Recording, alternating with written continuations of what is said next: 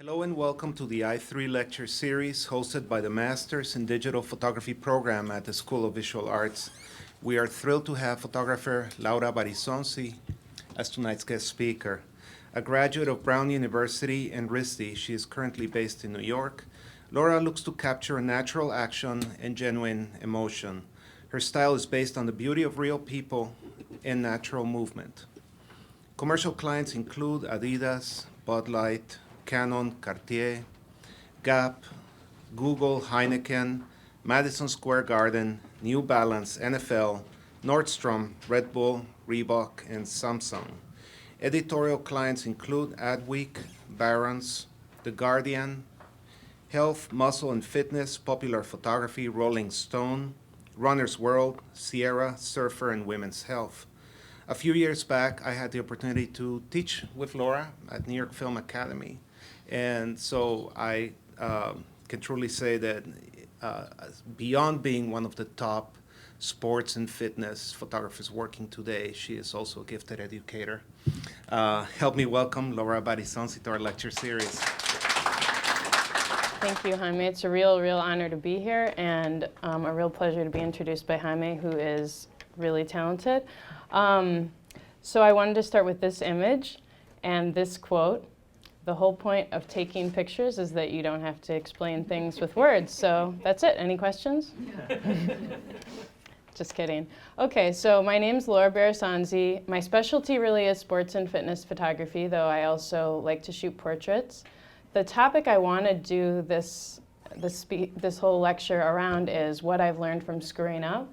So rather than just doing like a timeline of my work and like my career A, B, C, D, I kind of want to focus more for you on the takeaways of what I think I've learned from my mistakes. So quick structure is just introduction. I'll do a quick origin story of how it is that I ended up shooting sports and fitness photography.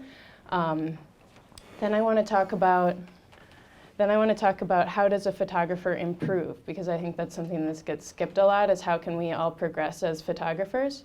Then I'd like to discuss insights from shoots, so that's going to be mistakes I've made, ways you cannot make those mistakes, etc., from just shooting in general.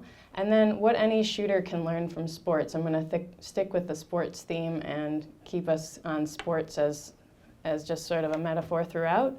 And then, is it real enough? A problem which afflicts both sports and photography. So starting out on the introduction, how did I end up here shooting sports? The irony is I actually grew up in a really sportsy area of the country right near Green Bay, Wisconsin, where nobody that I grew up with cared about art. They only cared about sports. So it's kind of ironic now that I'm shooting sports. This is the kind of stuff I shoot now. I actually didn't start out with any interest in photography at all. I was really into drawing. So as a kid, I would draw all the people who would come over to my house. I would do portraits. When I started out as like 6, I was the annoying, weird kid, like drawing everyone. And then I started copying Michelangelo. I was really into figure drawing. I took a lot of figure classes where I did nudes and stuff like that. Obviously, this is not my drawing. This is Michelangelo's. But I do recall like copying these exact pictures and being really interested in figure. So then I'm not going to show any of my paintings because they kind of suck. But basically, I painted and painted for like 10 years. I did a lot of oil painting. When I first started taking classes at RISD, that's all I studied was painting. And then I had kind of a crisis, which was that I didn't like being alone in those boxes that they give you, the cubicles. The white cubicles in art school that they put you in for painting. It was really uninspiring for me and really hard to be in there. Like I wanted natural light. I wanted there to be other people around. I felt like I was trapped in my head. So that's when I started experimenting with photography. I didn't really know anything about photography. I hadn't had any training in photography. At that point, I was like one of those Lonely Planet kids who wander around with their backpack and like travel. And you know, you got your Lonely Planet book, you're wandering around. This is pre-cell phones, I'm old, guys.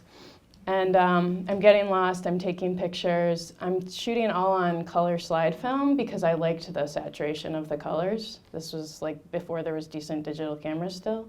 It was borderline. So I didn't really have any feedback from anybody. I was just sort of shooting blindly. I did take my pictures into some of the professors at RISD. And let me catch up where I am in my notes here. And so basically the one guy who met with me and looked at my work was, his name's Stephen B. Smith, and he's really awesome. He shoots like landscapes in the West and like suburbia and stuff like that. And he looked at all my colored slide film, and you know, he has all these like RISD photo majors, so I was really intimidated. And he was like, well, at least you're shooting interesting stuff compared to my majors. And I said, okay. So that was like the only encouragement I ever received from that. But I was like, I knew I was really far behind, but the problem is I didn't ever think I was gonna be a professional artist. I always thought I was gonna have, quote, a real job. So I was at Brown, I was studying to be an international lawyer. Art was just my passion. It was like the thing I did with all my free time that I actually cared about. So I graduated from college, I was getting ready to go to law school, and I just like kept traveling, taking pictures. And I was kind of having this crisis where I didn't really want to be a lawyer anymore. So I was taking pictures, and basically the turning point of when I couldn't deny what I wanted to do anymore was when I discovered artificial flash.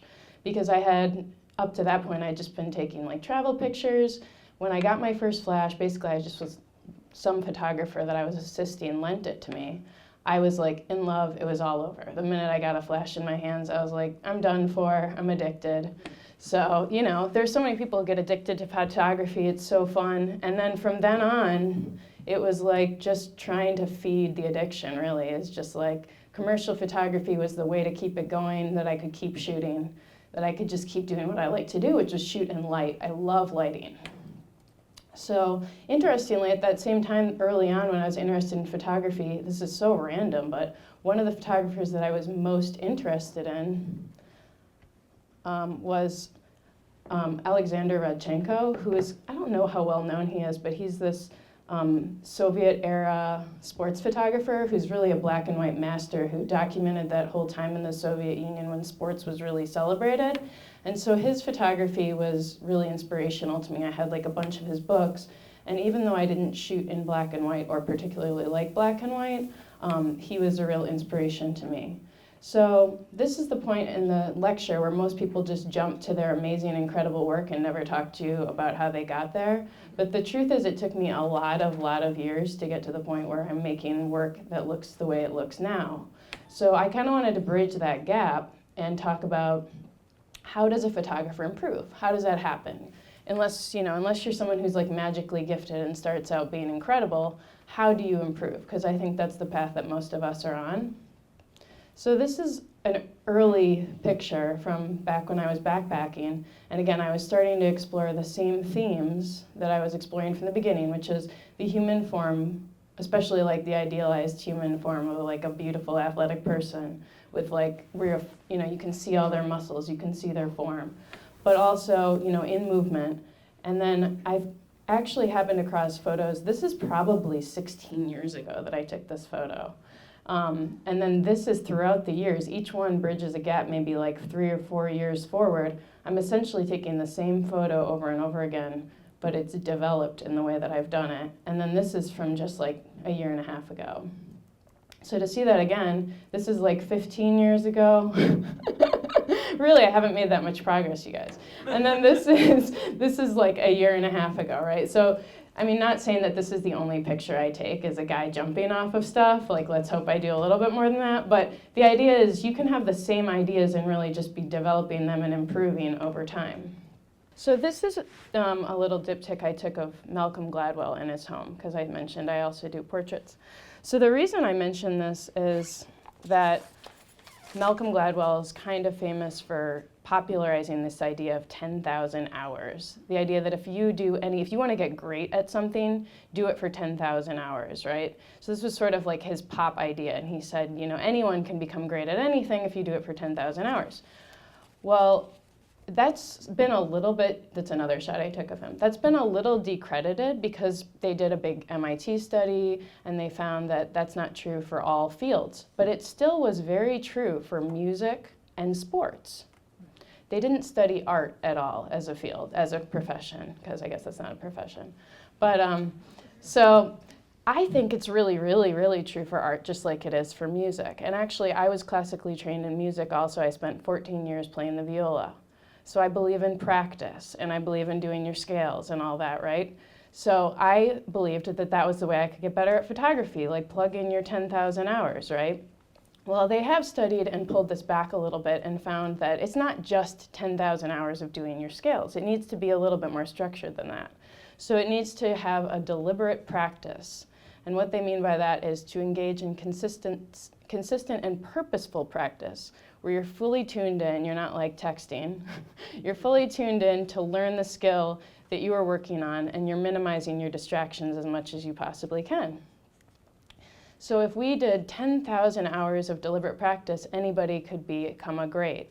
There's still a little bit of a limitation in that you should hopefully be doing something that you're kind of good at, is what they did find. But let's talk a little bit about the 10,000 hours of deliberate practice and why I think that applies to photography in particular. I think photography is actually a lot like music in that a lot of it is a motor function with our camera. So just like you have to train your hand on your instrument, you have to train your hand on your camera to the point where you should not be thinking about your hands at all when you're shooting. So that's where I think a big part of the 10,000 hours comes in. Also, the photography itself becomes reactionary. You're not actually thinking about what you're doing with your hands anymore. Everything happens way too fast, especially in sports, to ever be thinking about what I'm doing with my camera or what my settings are.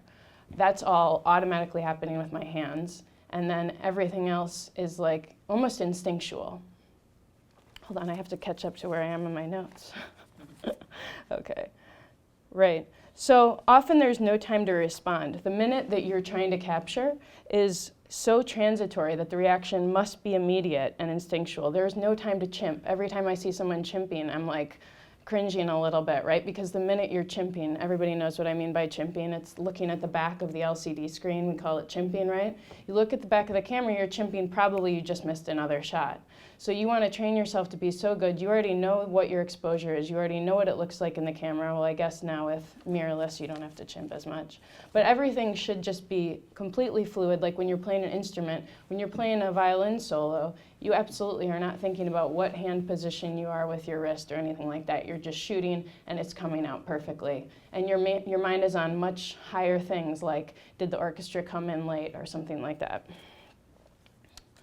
So same thing with this photo. A lot of these sports moments that I show you, they didn't last any time at all. Like I barely remember seeing the photo. I just see it when it comes out of the camera. When I look back at my film, I see it. It almost happened so fast I never saw it with my eyes. So I'm gonna throw in some sports quotes because this talk is about sports. So, and I think that a lot of this stuff does apply because a lot of photography is about performance in the same way that sports is about performance.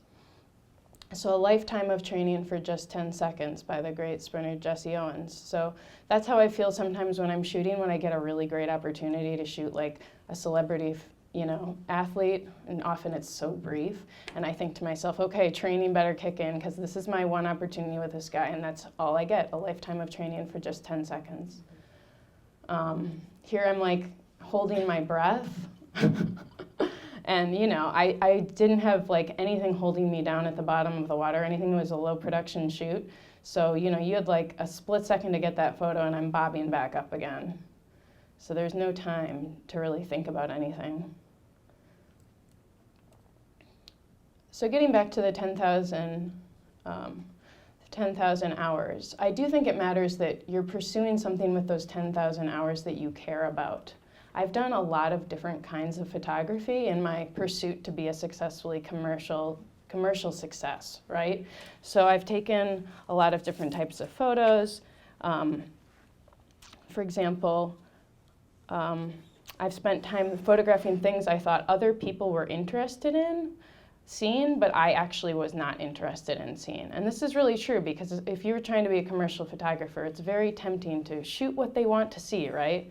But if you don't care about that thing, it's very, very hard to take a good picture. And if you don't care about something, I would say it's impossible to take a great photo of it. You can maybe take a good photo, it will be hard, but it's like impossible to take a great photo. And it's amazing how much easier it is to shoot something that you care about. So save yourself the trouble down the road and choose something now that you actually care about shooting because it will actually make the shooting easier. So ask yourself, what's your passion? You should be asking yourself, what are you really excited about shooting? Of course, no matter what, this can be a struggle on like commercial photography. What if you're not interested in what they want you to shoot? And I think this keeps some people away from the opportunities of commercial shooting because they're purists. What I would say is that hopefully you can build a portfolio of things you're actually interested in so that when people call you for things, to shoot certain things, those are the things you're interested in. Like, for example, now I'm really lucky, someone like Red Bull will call me and have me shoot a world famous climber. Well, I'm really excited about climbing. I climb, like I already know who she is. It's awesome, so it doesn't feel like work at that point. Let's see. I think the best solution is, like I said, build a portfolio of things you're actually interested in so that the things people call you for are the things you're interested in. For example, I am terrible at photographing food, okay? I'm terrible at photographing drinks. I'm really bad at photographing interiors without people. I'm really bad at photographing jewelry. I'm really bad at photographing handbags. I'm really bad at photographing cosmetics. It's too bad because those are all really great ways to make a living. If you're good at those, congratulations, because you can make a good living. I just don't care enough about those things to make a living shooting them. I just don't care. You put that in front of me, I don't want to do it. So do you know what your passion is yet? How do you figure out what it is? It's actually an easy solution. Just try shooting everything and see what sticks. You can feel it. It becomes pretty obvious what you're good at and what you're not also. People have different abilities, even within photography. Let's see, I'm good at dealing with the chaos of being on location, and it's chaotic. Some people hate it. I thrive on it. I love the chaos. I love that the light's changing every 15 seconds. I love that there's people walking in my shot. I love that, it might rain. I love just all of it. So I don't have the personality to perfectly light a ring in the studio, like, get the diamond to pop, but that might be good at what you're good at. The key is just to figure out what your personality aligns with. That's what you should be shooting. Again, like, what's your superpower? Maybe it's, again, like I mentioned that I grew up right next to Green Bay, but if you give me a guy who can run a 50-yard dash faster than his peers and put me on a field with some lights and fog, I'm pretty happy. That's play for me. That's fun. At that point, I'm just a kid with my toys, and that's what it should feel like if you're finding something that you like. It shouldn't be work. So now we're going to segue into insights from shoots. I want to talk about the things I've learned from doing things wrong, from screwing up on sets. Here I am on location in Florida. Let's see. Let's talk about all my mistakes. I have made a lot of them. And I really hope that you can learn from them. Early on, a lot of common shoot mistakes when you're starting out with personal work and stuff are, I saw the shot and I walked away. How many times have we all done that? Ugh. And when it sticks with you, still think about it years later, that's when you really saw the shot and walked away from a good one. And we all still make this, and I try not to, but it still happens. Next one, saw the shot, but made minimal effort, didn't get close enough, and didn't spend long enough time on it. In other words, like, you saw it, you kind of knew there was a good shot there, so you might have taken the picture, but you didn't really commit. You didn't put in everything that it would have taken to get a real good picture from it. And I think that hurts too, because then you have that picture and you know that there was a better photo there, but you didn't get it. Oh, you're laughing. Are you thinking of specific shots, right? It's like I can think of specific moments that I wish I could go back in time and get that back. And sometimes, you're with your friends, it's dinner time, whatever. It's hard, but you saw the shot. You have to listen to your eye. You saw the shot. You need to do something about it. Okay, now we start to get more complicated. On a shoot, another mistake you could make is you were distracted by your gear. You didn't get the gear right. You were focused on the gear, and by doing that, you missed the shot. The more gear you accumulate, the bigger the gear you have, the more gear you think you need to get a good picture. Futzing with the gear, missed the shot. I think we've all been there too. Let's see. I will say that the key for all three of these is that hesitation is your enemy. Another variation on this one is, especially for portraiture, you were distracted by your gear and you didn't connect with the subject. You were more connected with your gear than you were with the subject. And that's part of the 10,000 hours, is getting so good at your gear that you don't have to think about your gear. Now this next one, I still definitely do. It's all the difficult decisions you have to make. The right angle, the right lens, the right background. And sometimes you look at the photo and you don't realize till you got home, I chose the wrong angle. I didn't use the right lens. Why did I put him up against that wall when there was that other thing right there? Those sort of mistakes. And I think no matter how advanced you are, you still make this mistake. Next one, wasted time on one particular setup, not enough variety. Sometimes we get in a rut. It's like you start shooting something, it seems to be working, you know, you just keep shooting, you keep shooting, you keep shooting, and then all of a sudden all your time's up and you only did that one thing. No matter what, you can't put all your eggs in one basket, because when you get home, that one thing might stink, right? So this is a more like subtle thing that I still definitely do, but I can just get stuck in one thing and keep shooting it. This one, didn't listen to my gut about a glaring mistake. This becomes more and more pertinent as you work on sets with more people. All of a sudden, you've got all these people standing around saying, oh, this is great, it's really working, this is so awesome, Laura, blah, blah, blah. And meanwhile, inside your head, you're like, she should not be wearing that white shirt, she looks terrible in it. But you don't say anything, 'cause you don't want to disrupt the flow, everybody's like doing, that's what you're there for. That's the most valuable thing, is your eye, it's your gut. So you always have to listen to your gut. Or if you're shooting for, let's say you're shooting for the person you're shooting, the client is your subject, also dangerous. They're wearing that white shirt and you're like, oh my God, what are they thinking? They shouldn't be wearing that white shirt. And then they, you know, the next day they email you and they say, what were you thinking? Those photos of me in the white shirt look terrible. So really, it's like, once you've been around the block, these are the questions, you know, the things that you get to later, but here's me probably making some terrible decisions up in the cherry picker. It's exciting to be up in a cherry picker though, so probably I just wanted to stay up there even though it wasn't a good photo. Okay, last one. Wrapped before I knew I had it. Ooh. This is a big one, because this is the one thing that you have. If you have a gut that tells you when you got the shot, listen to it. You got to listen to that voice that tells you got the photo, and don't wrap until you got it. Even if everyone's waiting on you, even if, you know, they told you they only have 3 more minutes before they got to get back to their meeting, whatever. You don't stop until you got the shot, because it's your name on the line. You're the one who's going to have to come back and say, this is what I got and I'm super proud of it. So don't wrap until you know you had it. And that kind of plays back into the second one. Saw the shot but made minimal effort, didn't get close enough, didn't spend long enough time on it. Even when I critique students' work, I say, oh, you know, you should have done this or that. And they say, oh, I knew that when I was doing it. I knew when I was doing it that I should have done that, but I didn't. So really, I think we know, especially as we get more experience, we know what we need to do, but sometimes we don't want to rock the boat. We don't want to ask people for more time. You know, we said we'd be out of this space by 4 o'clock, whatever it is. Your job is to not care about any of that. All you care about is the picture, even if it makes you a jerk. That's the truth.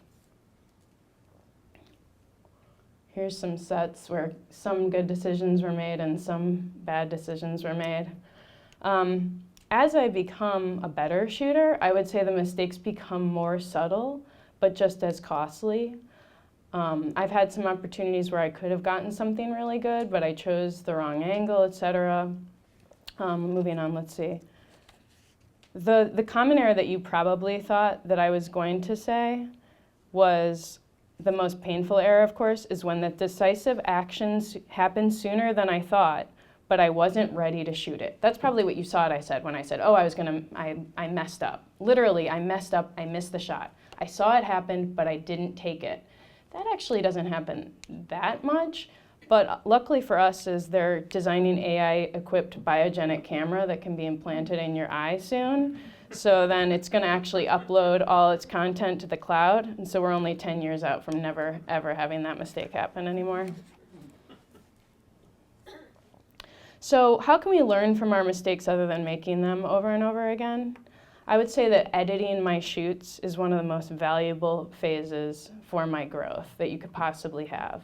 A lot of people say, oh, I hate editing shoots. I love editing shoots. It's basically like I can go back and evaluate everything that I did right and everything that I did wrong, and it's fascinating. It's the instant replay of photography. It's like how great quarterbacks watch their tape. I'll go back to a shoot and just like look at it and be like, why did I make that decision there? Why did I spend 100 frames on that? You need to look back at your shoots and spend a lot of time with them.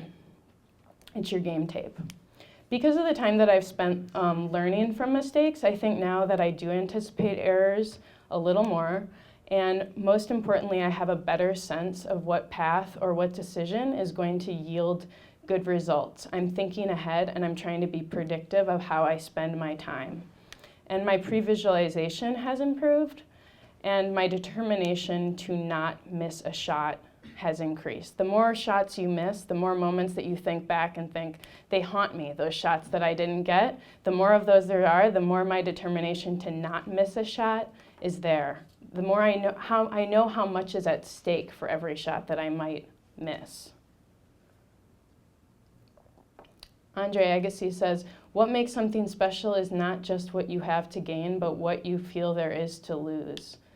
Sometimes at an important shoot, that's what I feel, is just the dread of what it's going to feel like if I miss. Okay, so now I want to move on to something important about location shooting, which is the type of personality you have. In order to be a location shooter, I would ask, how pushy are you? I'm just skipping ahead a little bit. If you're not pushy, you might struggle as a location shooter. Also, are you a rule breaker? This ties into your idea of find your superpower. Are you ready to fight for the shot? I'm not kidding. Are you a trespasser? We live in an era of lots of rules, and there are never-ending permissions that must be gotten for every single thing. I frequently joke that half of my job as a location photographer is getting yelled at, and I wish that was a joke. Even if you've gotten a permit, often there's still some restriction. Someone will find someone didn't file the permit, they don't have it, they don't think that you fit within it, et cetera, et cetera, et cetera.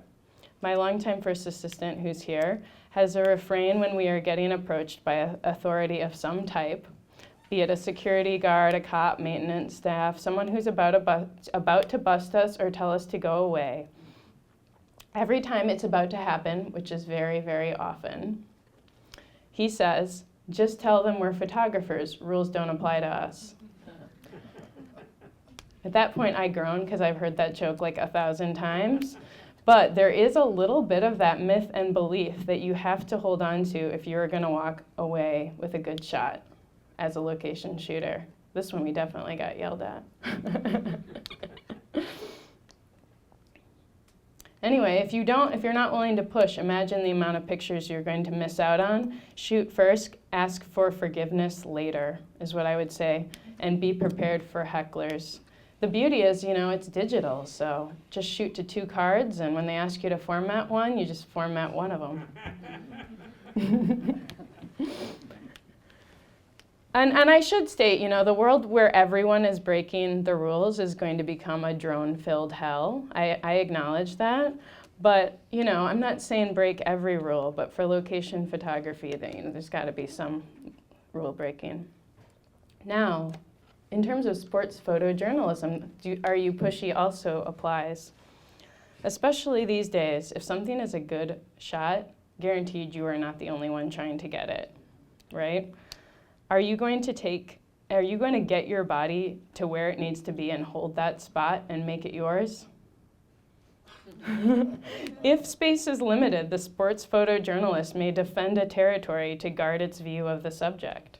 Similar other species, such as news photojournalists, will fight over a territory in which to place their tripod. Territorial photographers know exactly where the boundaries of their own territory lie and defend it.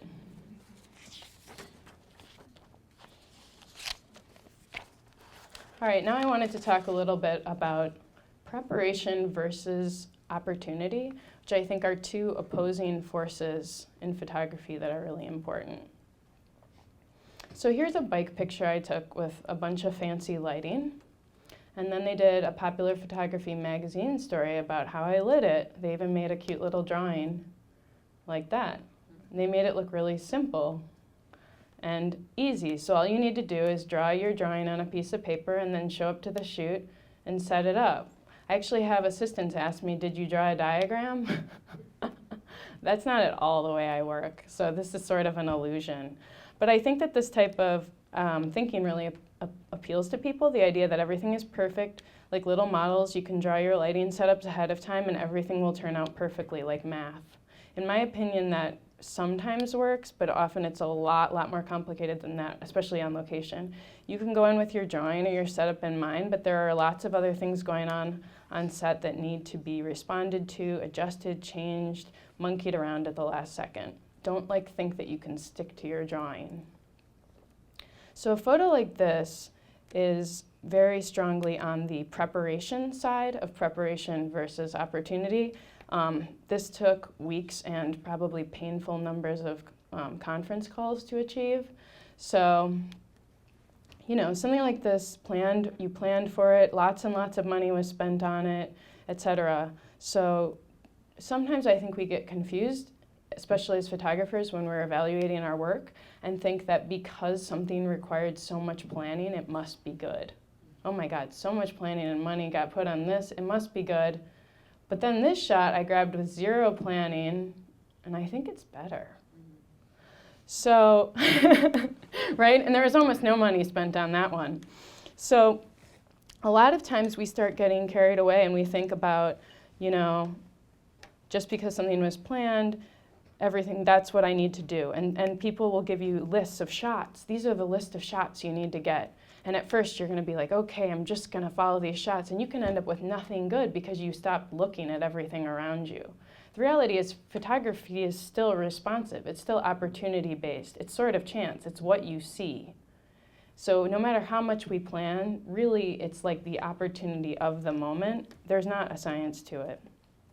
The push and pull between preparation versus, blah, blah, blah. Okay, so it's a trap easy to assume that the shots that took a lot of money and planning are better, et cetera, et cetera. And that's part of why people require exterior editing too, is that when you edit your own work, you get really caught up in the idea of how much money or effort went into a photo, as opposed to this was just a grab shot, but it's actually a better shot.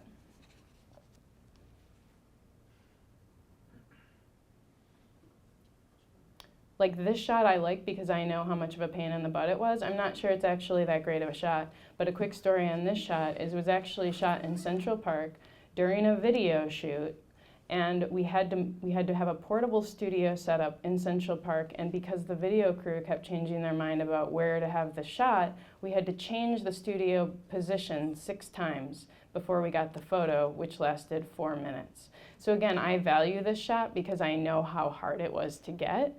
But to an average viewer, the average viewer doesn't see that, and that's the thing about photography.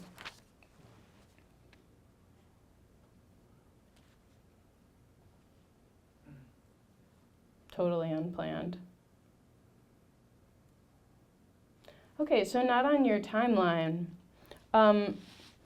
Similar thinking as to preparation, that you can prepare, that you can't prepare, not on your timeline. Sometimes the best shot doesn't happen when you're prepared. It might be when you first arrive.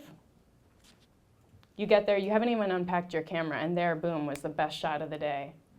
That's definitely happened to me. Sometimes, you know, it might be the end of the day.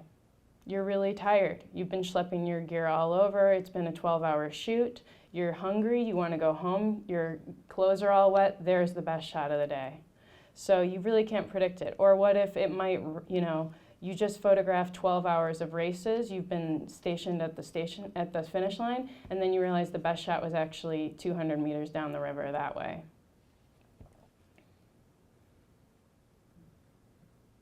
Sometimes the best shot is just when you're standing around waiting for something to happen, waiting for a different shot to happen.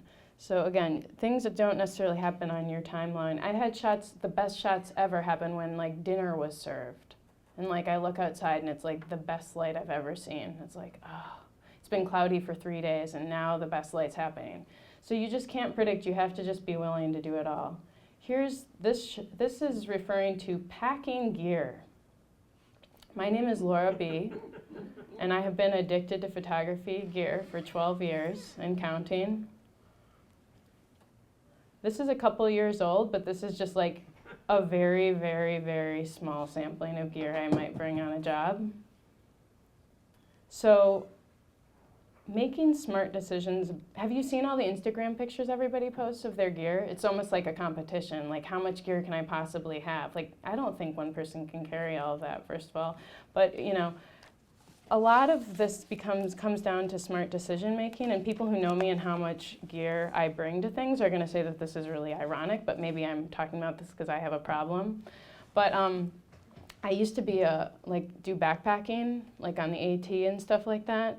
And so same thing, you learn very quickly what you put in your bag that you don't need. They talk about, everybody starts the Appalachian Trail from the south, and you start, and that first 20 miles are very easy and very flat. It might be 20 or 30 miles. And then at that first stop, where everyone can stop, you just find piles and piles of all the gear that everyone's taken out of their backpack because they've been suffering. Books, you know, like comfortable Crocs for at night, all that stuff. So I've been like this on photo shoots, you know, after 4 hours, I'm like, I just can't do this anymore. We need to go back to the car and just dump stuff. So at the end, you do end up paying for how much stuff you bring. Owning more does not make you a better photographer. Sadly, I wish it was that easy that you could just swipe your credit card. But it's just not that easy. Okay, moving on. Just because you're shooting sports doesn't mean you have to shoot like a sports photographer. What am I talking about? Well, like in sports, most sports photojournalism that we see is the same shot. It's like the wide receiver jumping up for the catch, right? And it's because those people are working on assignment. They're supposed to get that decisive moment in the game, be it the guy crossing the finish line, the main catch of the game, the one like time someone actually does anything in a baseball game, you know. So this is a photo I took pretty early on in my career, and it's the day I decided to shoot the Boston Marathon like it was a landscape photo. I was just getting into sports photography, and I really liked landscape photography, and I was like, you know that landscape effect where you try to make grass look really smooth, so you put a really thick ND filter over the lens, and it makes everything, basically the grass, the long-term effects of weather become blurred out even in the middle of the day. So I'm like, well, what if I did that on the Boston Marathon at the moment in the marathon when it's the most crowded? Boston Marathon, something crazy, like 45,000 people run it. And like, you know, 15,000 of them are charity runners, so they're all really slow. So if you go at that moment when all the charity runners, all the charity runners are in that one spot, you know, halfway through, that's what that was. So I basically chose the most crowded, miserable moment of the marathon and tried to shoot the people as if they were weather. I mean, you don't usually have this many people that you can achieve this effect. Well, this photo actually got me a gig with Runner's World shooting the Boston and New York marathons for 5 years. So it was kind of random. It really wasn't a sports photo in that way, other than the subject was sports. So moving on, what can any shooter learn from sports? Even if you are not interested in sports, I'm sure not everybody here is interested in sports. What can you learn from shooting sports? Maybe you're not even interested in sports photography. I feel bad for you at this point. Edward Muybridge, I don't know if I'm pronouncing his name right. Yeah? He's actually really famous in the history of photography. Has everybody studied this picture? It's really a sports picture, right? So this is, 20 cameras, and this is the first time that they ever got 1/500th of a second, because he basically created really high ISO film so that he could get 1/500th of a second. And do you know what the reason for this picture was? It was to prove a bet, because he and his other horse trainer friends wanted to figure out if all 4 or sorry, not horse trainer, horse owners, friends wanted to figure out if 4 of the legs were all off the ground at any one point. That was the whole point of this photo. It was like a commissioned sports photo. Well, I would say that, it's one of the greatest technological advances in photography to get up to that shutter speed, and thus it's sort of like sports photography and the history of photography are in mesh because they're both trying to do the same thing. They're trying to capture unseeable action. So here's me trying to capture unseeable action. I was shooting for Red Bull, 18,000 feet.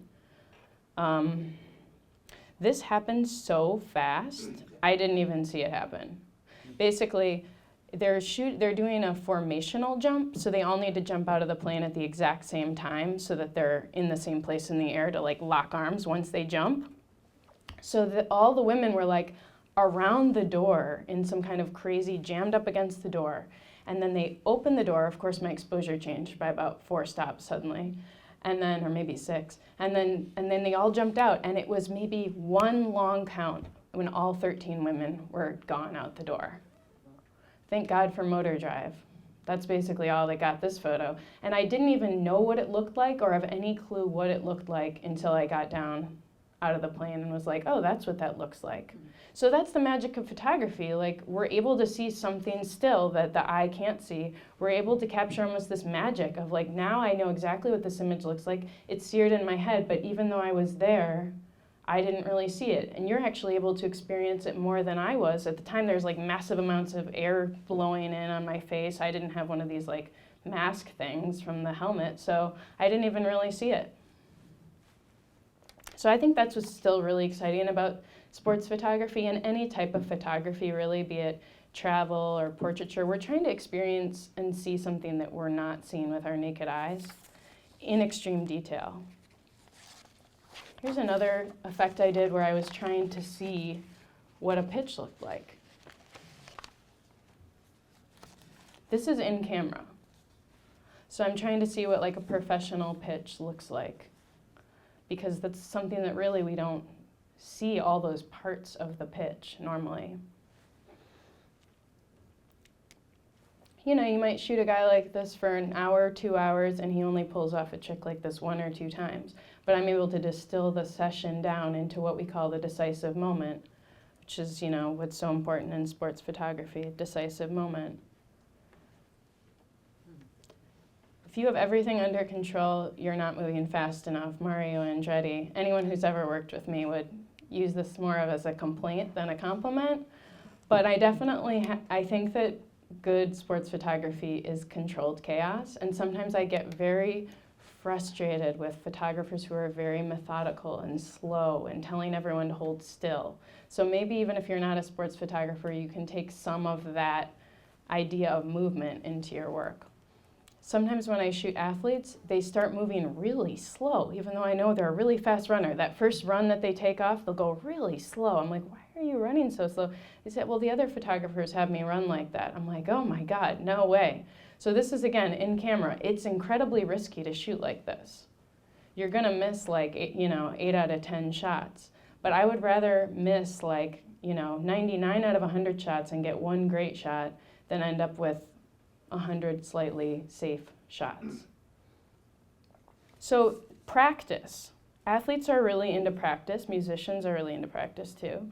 But athletes are really into practice. And photographers, we almost never talk about practice. Like, oh, how many hours? The classical musician conversation, how many hours did you practice yesterday? Oh, 4. It's like something horrible. We never say to each other, how many hours did you practice last week in photography? Like, never. But if you think about what I said about the 10,000 hours, it is still a physical pursuit. And I do feel when I shoot something like this, if I have not shot anything like this in a month, I will feel it. I'll be like, I'm out of practice. So I do think we should think about keeping in practice like an athlete does. This is not a quote, this is just a fact, because I'm sorry, I'm a runner too, so I'm interested in this. If you stop running for just a week, your maximal aerobic capacity, one of the key indicators of performance potential, begins to decrease. Take 2 or 3 weeks off and you'll add a minute or more to your 5K time. Oh my God. So if you stop running for 2 or 3 minutes, your performance, or 2 or 3 weeks, your performance is like dipping. So I'm not saying we have to be like runners, but we do have to think about the skills that we do almost in the same way as sports or music, where it is something that has to be practiced. If you just sit around and talk to everybody about photography every day and are never doing it, your skills are not going to be sharp when that decisive moment actually happens in front of you. And we're all going to go for a jog after. Okay, team building, yet another sports theme, right? The quarterback is only as good as his offensive line. Game day cliches, but there is a lot of truth there. Does someone have your back? People overemphasize how solitary this pursuit is and how much everything is just like that one genius artist. Especially in commercial photography, you need a good team. I get ideas talking to the people I work with I didn't have before just because I have someone to bounce ideas off of. Also, I don't have 5 arms. Technology, there's new firmware updates every week. This cannot be a solo sport, really. Also, more than 2 eyes is good. If I don't have to focus on my gear malfunctioning or setting my gear for the next shot, then I can keep my eyes where they should be, on my subject, all the time. There are huge advantages to working with people you trust and people who respect you back, so please treat the people you work with well. One man cannot be a crucial ingredient on a team, but one man cannot make a team. Kareem Abdul-Jabbar. In sports, teamwork is really important, and I do think in photography we overemphasize this idea that it's just that one genius person leading everything.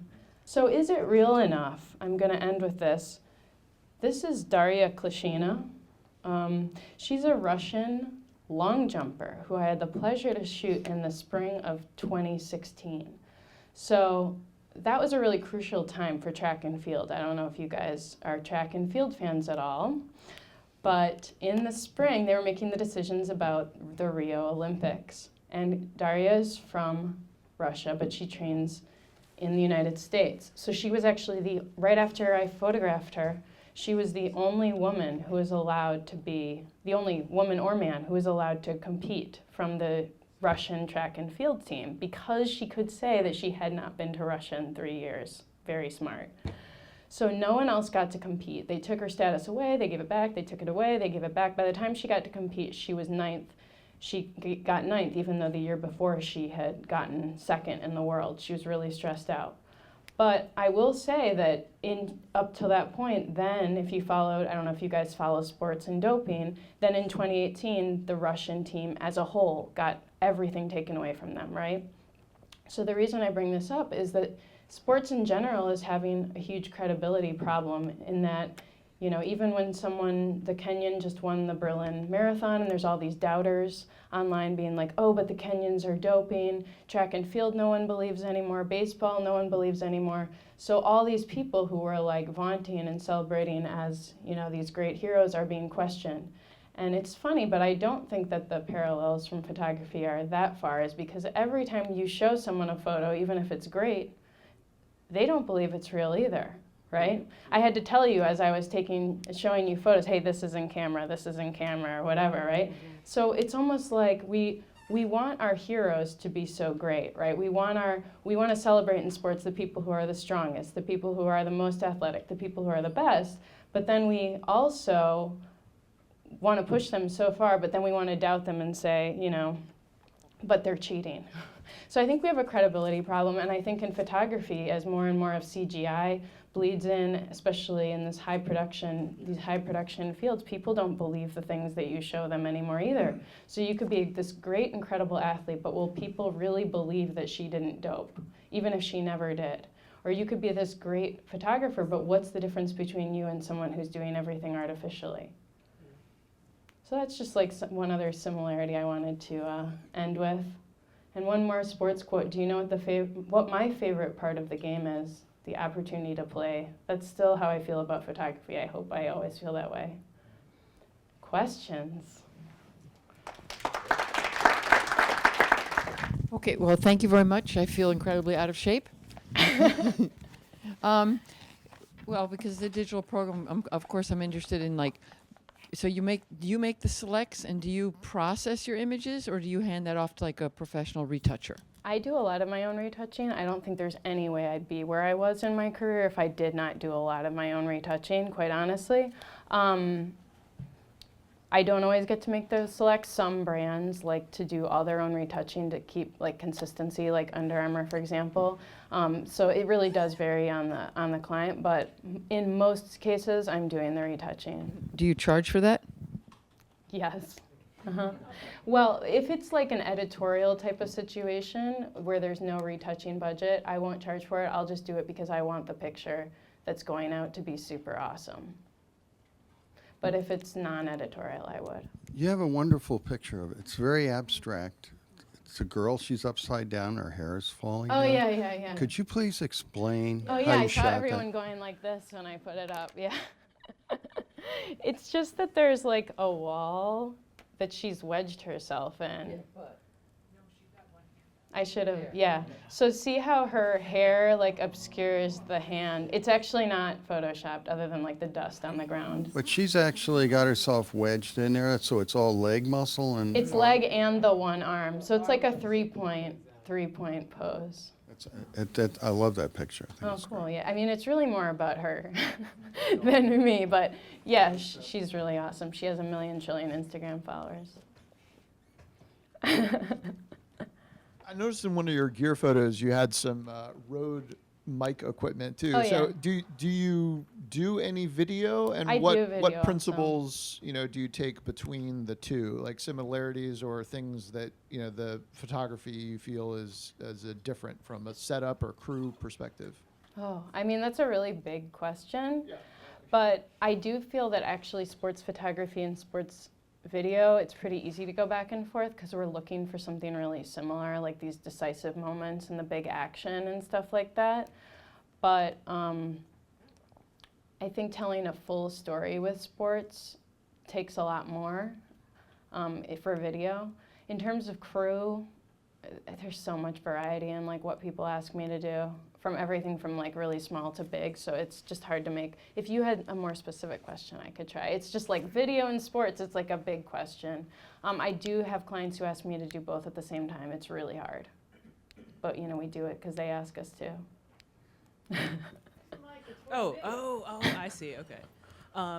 So when you go out to practice, like if you're just going out to shoot for yourself and to practice some things, what's like, obviously you don't bring your whole gear kit. What do you consider sort of essential pieces of gear that you would take with you just if you're, practicing for yourself?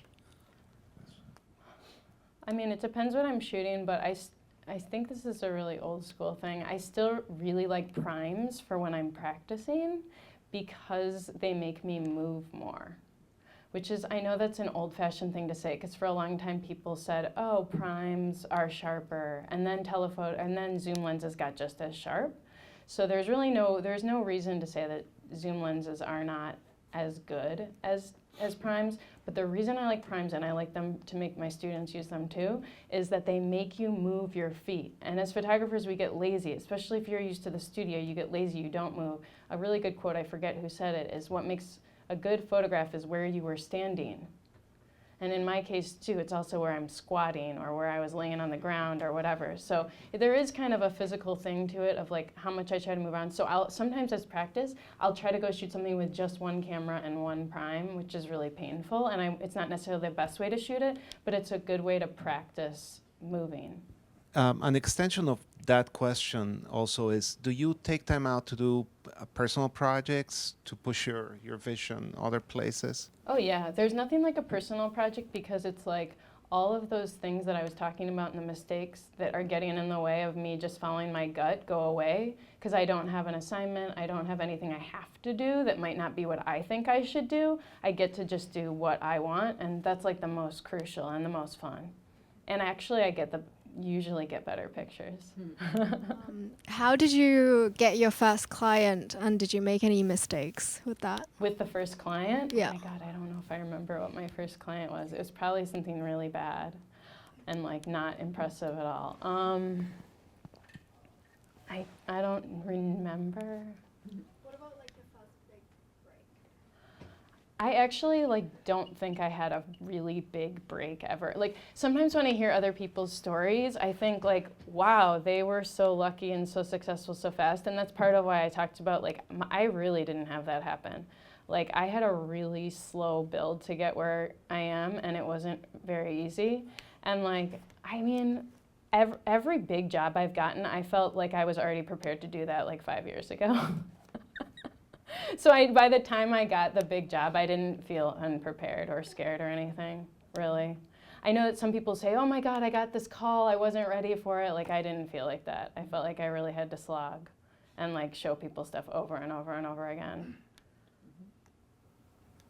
I had a question about your passion projects, where you share them and. Oh yeah. I just did a project that I didn't show simply because it wasn't pure sports fitness, but I did a project that I really enjoyed and might be a fine art book. I'm still trying to decide. I don't think it's complete yet, but there's been some interest in it as a fine art book, but it's called Drumline, and it's about marching bands in the South.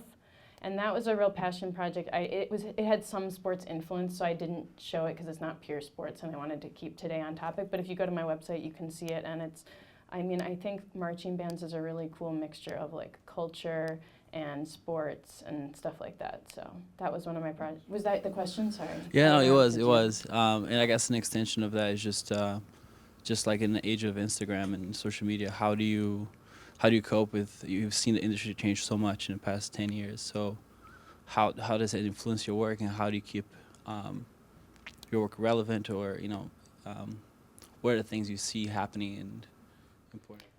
Yeah, so it's totally changed the shot list that we get from clients, firstly, because that's why I kept referring to these long shot lists from clients, because clients need to generate so much content because they all need to fill their Instagram feeds constantly. So rather than this one perfect hero image that they used to be going for, they want shot lists that are basically as much as you can physically cram into a day without dying. So productivity is above all. And so they give you these shot lists, and they just basically want you to achieve their social media goals for the next 3 months or the next 6 months. In the advertising world, they call it evergreening, because it's about keeping the social media tree always green. So that's very hard for me, because as a perfectionist, I want to create great work that's a great image that's going to live in my portfolio. I don't necessarily want to create 100 mediocre photos that we really didn't have time to light or get perfect. So that has been hard for me. I still show a lot of my personal work on Instagram. I try to post once a day. It's hard because you do have to lower your standards to post that much, right? And that's what we're all doing. My question is, how do you not just train your skill, but also train your eye to know how the human strengths, how the actually body can make the best shot? Yeah, I mean, obviously it's much easier if you're working with a great athlete, right? So I've definitely worked my way up from starting out with people who were, just starting out, to people who are some of the greatest athletes in their field. I got to shoot Milos, who's 2 years ago, who's had the fastest serve in all of tennis. Obviously when he serves in tennis, he's gonna look totally different than just some guy. So, that is one advantage. I'm showing you these athletes who are really incredible, and if you can get access to people who have great athletic prowess, obviously it looks better. The one good thing about Instagram is it's really increased everyone's vanity. I know that's a terrible thing to say, but it is into our advantage, because everyone now wants to be photographed. It's so much easier to get people to agree to be photographed than it was ever before, because everyone is desperate to have nonstop content of themselves. So in that sense, you can photograph pretty much anyone because everyone's willing to be photographed. It's kind of weird, the question. I was just curious if you have opportunities to develop a relationship with your clients beforehand, or if there is a mixture of that, how do you connect with them if you haven't had prior experience? What do you mean by client? You mean the people I'm photographing? Right. Okay, so that's usually not my client, right? So You mean the people, if the athlete, how do I connect with the athlete before Right. I start Do you shooting them? spend time with them beforehand? Do It you, really depends on their schedule. Like some professional athletes, you know, they might only have a few hours for a shoot, even if it's, or less, even if it's like their main corporate sponsor. You're like, what do you mean you only have 3 hours for this shoot? Like, this is your main person who's paying you money. I try, and this is really hard to do, I try to talk to people before I ever put the camera in front of my eye. And when you're really stressed and have no time on a shoot, it's tempting not to do that. But I try to go walk over to them and have at least one full conversation before I'm like, hi, I'm Laura, let's interact, you know? Like, you can't really interact with someone fully like when you're in front of the camera. That being said, sometimes there's very little time. But I think that the more you know about a sport, like the more I know about tennis, the more I can connect with a tennis player. So if I don't know about a sport beforehand, I'll do a lot of research so that whatever I'm talking to them sounds educated. They will take me so much more seriously if I'm using the right words, if I'm giving them direction that's accurate to the sport, because then they actually, if I'm giving them feedback, then they want to work with you. It's almost like I'm a director and they're like a dancer or something. So the minute you're giving them good feedback and you're like showing them that you know about their sport, we can have a lot of fun together actually. I hope that helps. Thank you so much, Laura. Thank you so much, everyone.